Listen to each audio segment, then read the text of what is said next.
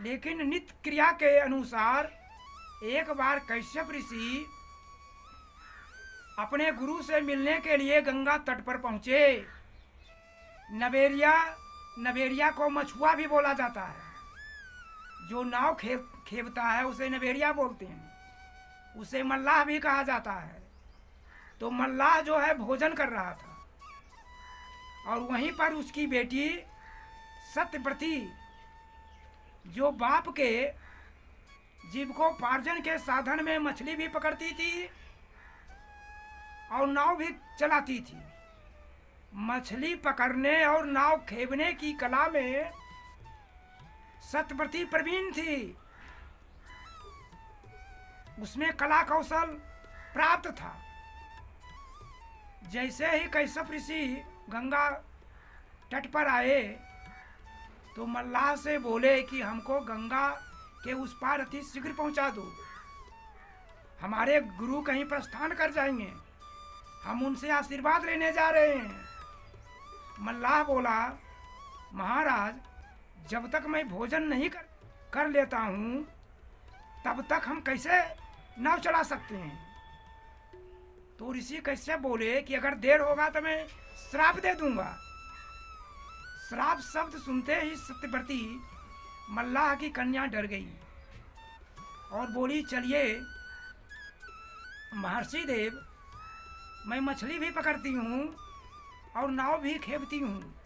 मैं आपको नाव से गंगा के इस तट से उस तट पहुँचा देती हूँ। कश्यप ऋषि नाव पर चढ़े। नाव धीरे धीरे सत्यव्रती खेने लगी। कश्यप ऋषि जंगल में तपस्या करने वाले थे। वो नौजवान थे। उनके शरीर से सौंदर्य का चमक आ रहा था, जिसे देखकर सत्यव्रती आकर्षित होती जा रही थी।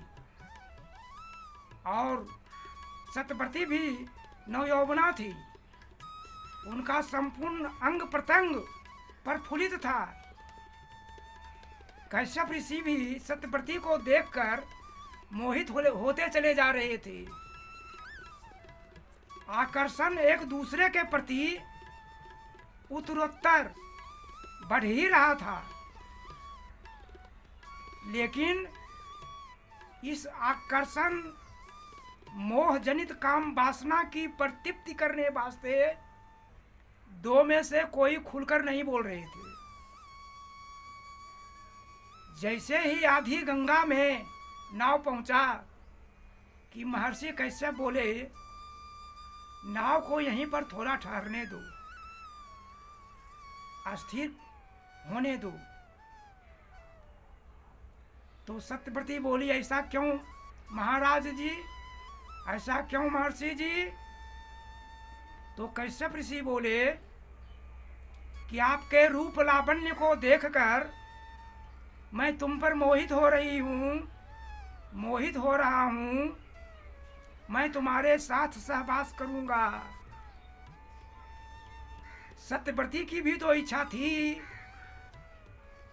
ऐसे नवयौवन भरा पूरा जवानी संस्कार युक्त ऋषि कश्यप को देखकर वो भी मन ही मन बहुत तरह के वाद संवाद में फंसी हुई थी। सत्यव्रती बोली कि ठीक है, ऐसा करना मुझे भी स्वीकार है, लेकिन इसमें 3 शर्त है। महर्षि कश्यप बोले, क्रमशः बताओ। सत्यव्रती पहला शर्त बताई कि अभी दोपहर का समय है, अभी रात हो जाना चाहिए।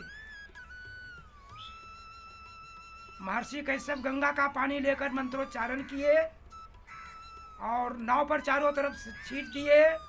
अंधेरी रात हो गई। बोले, दूसरा शर्त बताओ। सत्यव्रती बोली कि मैं मछली पकड़ती हूँ, हमारे शरीर से मछली का दुर्गंध आता है। यह हमारे शरीर से दुर्गंध नष्ट हो जाए फिर कश्यप ऋषि पानी लेकर मंत्र पढ़ के उसके शरीर पर फेंक दिए। सत्यव्रती के शरीर से कमल पुष्प का सुगंध आने लगा। फिर कश्यप ऋषि बोले, तीसरा शर्त क्या है? सत्यव्रती बोली कि ये सब क्रियाकलाप करने के बाद हमारा कौमार्यावस्था अर्थात कुमारी अवस्था जिस प्रकार अभी है ऐसा ही रहना चाहिए। बोला ठीक है, वैसा ही रहेगा। और ऋषि कश्यप सत्यव्रती के साथ संभोग किए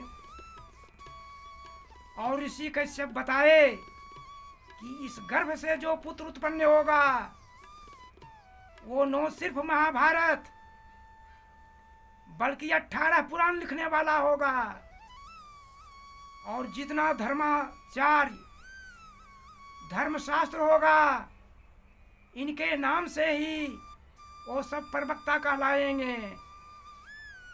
वो जन्म लिए थे महर्षि वेदव्यास जी। आज भी कहीं कहीं प्रवचन होता है तो उनके नाम से ही व्यास मंच बनाए जाते हैं। जो ब्राह्मण महात्मा वहाँ प्रवचन करते हैं उनका नाम होता है वेद व्यास। तो इस गर्भ से उत्पन्न पुत्र संसार के कल्याण के लिए 18 पुराण महाभारत विविध शास्त्रों का रचयिता होगा। इसको काफी सफलता से भरण पोषण करना और पुत्र का ख्याल रखना। उसी गर्भ से वेद व्यास जी उत्पन्न हुए